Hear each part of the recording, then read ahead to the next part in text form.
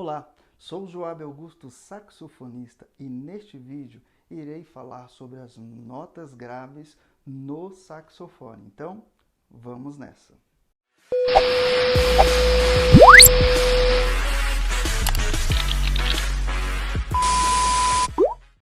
Quando iniciamos a estudarmos as notas graves no saxofone, principalmente os graves no saxofone, não estamos com um som formado, o som não nos agrada e logo buscamos um caminho para melhorar a sonoridade do nosso instrumento. Entendo bem que estudarmos sonoridade no saxofone deve ser levado a sério, tão quanto estudarmos os pilares da música, como melodia, harmonia e ritmo com toda a sua complexidade. E estudarmos sonoridade deve ser no mesmo nível, no mesmo patamar e com a mesma responsabilidade. Por quê? Estudar sonoridade é uma rota, é um caminho que devemos seguir mesmo. Por exemplo, ao iniciarmos, como eu disse, o som não está formado, porém vai iniciar um processo de moldagem da nossa sonoridade. E esse processo ele tem que ser realizado seriamente. Para alguns, tocar as notas graves no saxofone é bem desafiador. E para outros, as notas agudas se tornam um desafio. Mas não se preocupe. Estudando corretamente, você vai conseguir trabalhar as duas regiões do saxofone. É só estudar de uma forma correta. Então, eu estarei falando sobre sonoridade no saxofone. Porém, irei fazer uma série de 3 vídeos. Falarei sobre as notas agudas, as notas graves e outro assunto interessante para polir a nossa sonoridade. Neste primeiro vídeo, nós iremos nos concentrar nas notas graves do saxofone. Sonoridade dos graves no saxofone. O estudo de sonoridade, sim, deve ser completo, aplicando todas as propriedades sonoras no saxofone. Por quê?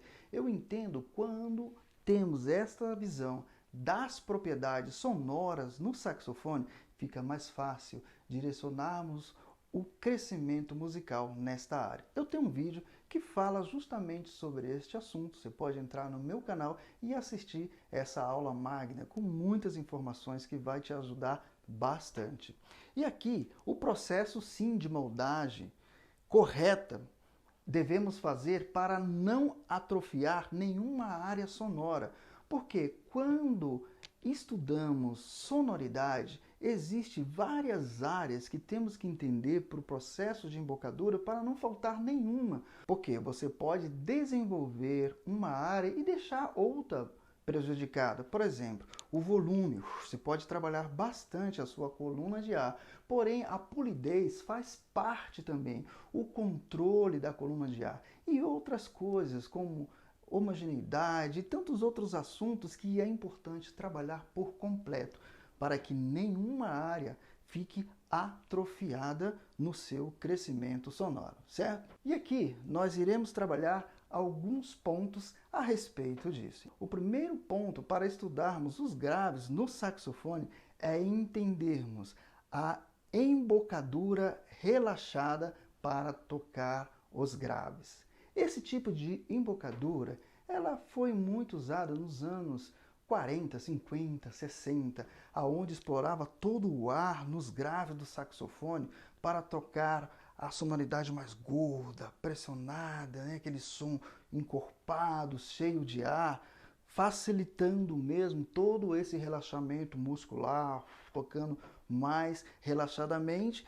e isso nos remete a uma escola daquelas características do jazz mais antigo, aquele jazz que escutamos com aquela sonoridade grande, né? Coleman Hawkins, por exemplo, Dexter Gordon, com aquele som gigante. Então, esta é uma escola que existia essa qualidade de sonora do jazz mais antigo. E o que acontece nesse tipo de embocadura? Tem menos tensão, que é mais relaxado, os graves são mais livres, né, ao se tocar, E trabalha, claro, com o som real, que é o som que emitimos no saxofone, e principalmente o som subtônio, o som grave, aquele som cheio de ar, mas parece que está aveludado esse som. Então, a embocadura relaxada, principalmente nesse contexto, que também é usada hoje por alguns músicos, traz estas qualidades aqui. Eu vou tocar para dar um exemplo para vocês a respeito desta embocadura.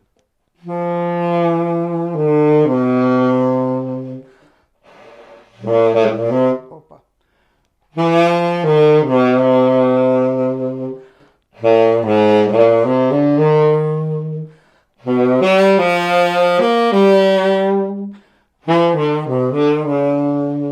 Observe que eu não faço força nenhuma. Perdão.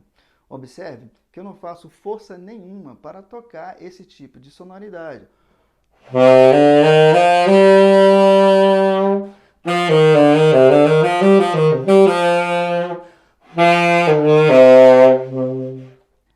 Esse tipo de som, você observa que tem esse volume grande, né?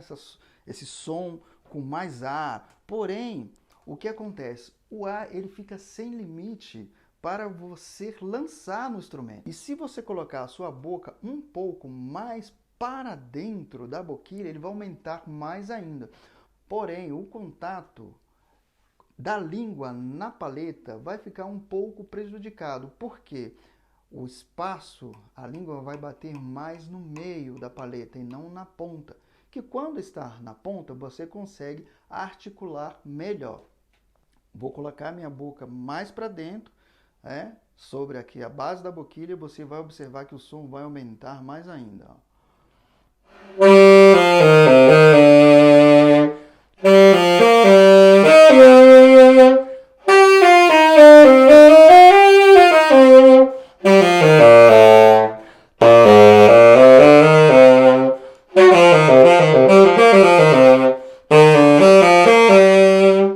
Só coloquei a boca mais para dentro, porém o volume cresce demais e ao mesmo tempo você perde o controle.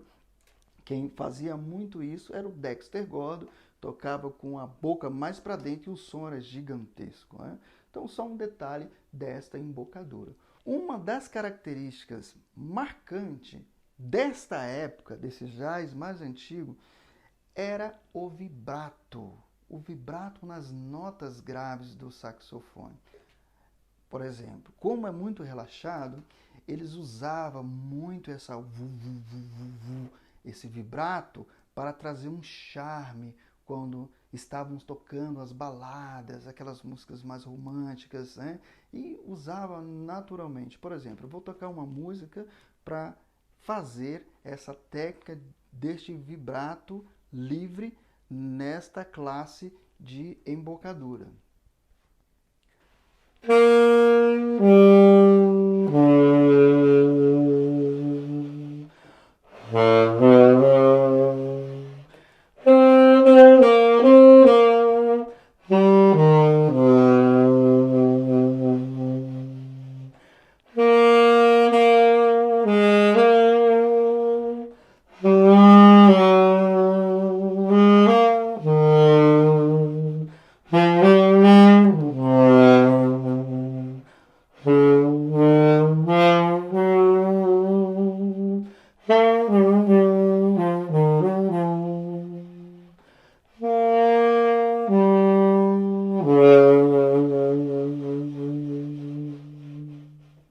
Era o tipo de vibrato usado muito nesta época para trazer esta característica desse tipo de embocadura. Então, aqui está essa embocadura mais relaxada que pode te auxiliar e te direcionar para o tipo de sonoridade que você quer estudar. Outro ponto a respeito de embocadura é este aqui, uma embocadura rígida com menos ar nos graves. O objetivo dessa embocadura é ter um som mais fechado mesmo nos graves, com menos ar. Porque quando fechamos mais a nossa caixa, utilizamos mais o músculo da face, apertamos um pouco, o som fica mais linear ele tem uma cor de som mais parecida com outro instrumento, com outro instrumentista que toca saxofone. É um som onde é mais definido, porque o objetivo desse som é ele ter uma característica como se fosse um naipe de cordas. Escutem bem um naipe de cordas. Os sons são iguais, se escuta na orquestra, os sons são bem parecidos. E esse som no saxofone, o objetivo é que o som seja parecido à madeira, porque fazemos parte de instrumentos de madeira por causa da paleta, com menos vibração, mais controlado, para ter essa característica de música clássica, erudita. O saxofone na música erudita. Então, sim, esta sonoridade, ela tem esse objetivo de te levar com uma embocadura mais rígida, menos ar, um som mais equilibrado e o som real com menos volume. Vou tocar para você para ter uma ideia melhor desse tipo de embocadura. Veja bem, eu vou apertar agora, não vou usar esse ar todo e vou diminuir a minha coluna de ar.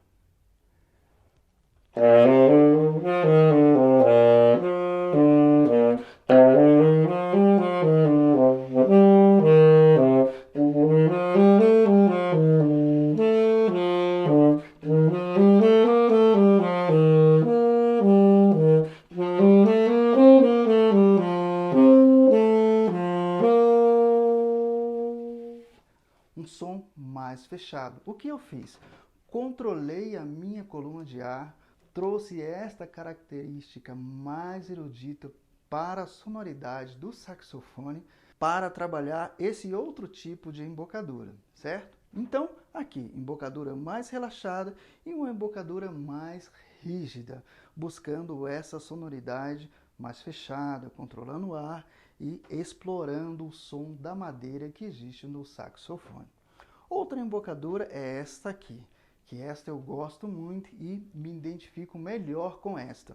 É uma embocadura fixa, com ponto de equilíbrio e de relaxamento nos graves, porque é uma mesclagem das duas. Esta mais relaxada, a outra rígida, e aqui junto as duas, aonde eu trabalho um som mais contemporâneo, ou seja, eu busco uma modernidade no saxofone. Existem vários músicos que tocam atualmente dessa forma, com essa escola moderna atual. Aí podemos lembrar, por exemplo, Michael Breck, que foi uma escola assim violenta. Esta sonoridade eu considero que começou com Joe Coltrane aí nos anos 60 para 70, aquela forma expressiva de tocar, firme, forte, e veio surgindo essa escola. Aí podemos lembrar do Michael Breck, por exemplo, Bob Mintz, Bob Berg, Bob Malik, atualmente o Chad, outro músico assim fantástico, Ben Wendell, outro músico espetacular. No Brasil temos Zé Canuto, que toca muito bem, com sonoridade impressionante,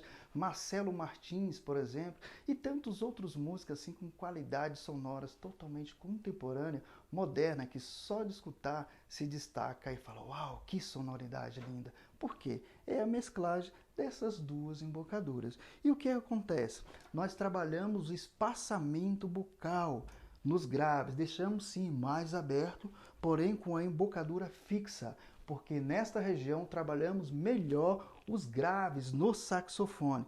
E aí, um detalhe que é fantástico nesse tipo de embocadura: o timbre do saxofone fica mais definido, mais transparente. Você escuta os graves do saxofone encorpado, tem essa característica de trabalhar tanto com o som real e o som subtônio no saxofone, que traz uma beleza, um requinte moderno para esta sonoridade. Outro detalhe, além de definir o som, a coluna de ar, ela fica pressionada. Você trabalha com todas essas características para sustentar esta sonoridade. Vou tocar aqui um exemplo de uma música conhecida de vocês para você observar essas características dessa sonoridade contemporânea.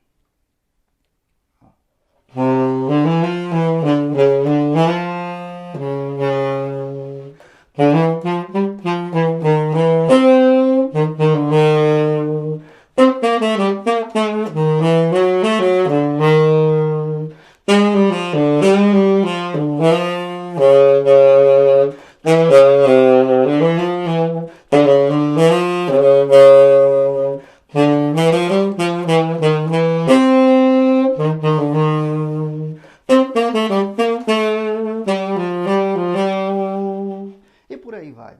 Então, esse tipo de sonoridade é mais moderno, mais contemporâneo, onde você trabalha os graves pressionado, um grave vem com médio, grave e agudo dentro de cada nota, vem mais equalizado e você percebe este toque, o requinte das notas mais trabalhadas, aonde você une as duas embocaduras e trabalha muito bem esta sonoridade, certo? Então aqui está, embocadura relaxada, uma embocadura mais rígida, uma embocadura fixa com ponto de equilíbrio e de relaxamento nos graves, ok? Concluindo este vídeo, quero finalizar que trabalhando esses 3 tipos de embocadura, você vai saber em que direção vai estudar. Se você for estudar com essa embocadura mais relaxada, você já tem a consciência dela. A embocadura mais rígida, com esta qualidade de um som mais erudito, você também vai definir esta linha para estudar. E esta embocadura mais contemporânea, aonde você une essas duas, você pode trazer esse ponto de equilíbrio, espaçamento bucal e esse som mais equilibrado, certo? Quais são as vantagens? Você vai polir os graves no saxofone estudando de forma correta. E no saxofone, principalmente nos graves, existem muitos harmônicos, que brevemente estarei falando desse tema de harmônico no terceiro vídeo. Então, é importantíssimo definir que tipo de linha iremos seguir em nossos estudos, né? E preste atenção. Ao definir isso aqui, você vai desenhar um tipo de som nos graves que você quer tocar. Por exemplo, eu tenho um tipo de sonoridade no grave e eu sei e estudo dentro dessa estrutura de embocadura. Por exemplo,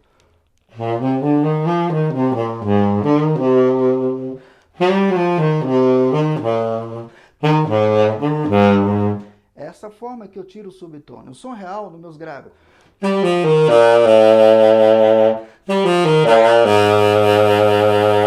Por quê? É a estrutura que eu estudo, já está definido, porque eu tenho essa linha. E para fechar, escute referências sonoras. Tantos músicos e saxofonistas que eu falei aqui. Projete o seu saxofonista para você tocar no pop. Tem essa linguagem também de um som pressionado, cai dentro dessa estrutura de um som mais contemporâneo. Tocar no Jazz Brasil, essa mesclagem do conteúdo da música brasileira dentro do jazz é riquíssimo e existem músicos fantásticos no Brasil que tocam assim de uma forma muito elegante, muito boa de se ouvir, com uma sonoridade muito linda. E defina. Definindo, segue a sua rota e continue crescendo. O estudo de sonoridade realmente é importante para todo músico, mesmo para aqueles que estão iniciando. Já é bom ter uma consciência e até para os músicos que já estão em fases mais evoluídas, tem que estudar sonoridade e saber que tipo de embocadura vai trabalhar para o seu desenvolvimento sonoro, ok? Nos siga nas redes sociais, no Instagram, no Facebook. E você que já toca, eu estarei trabalhando sonoridade no saxofone. Então essa série de 3 vídeos vai ter um conteúdo bem interessante para te impulsionar cada vez mais a tocar saxofone, beleza? Espero que você tenha gostado dessas informações, dê o seu like nesse vídeo, coloque os seus comentários, que é muito importante para nós continuar sentindo incentivados por vocês e para continuar postando os vídeos e trazendo os assuntos como esse, tá ok? Então é isso aí, até mais, tchau, valeu, abraço!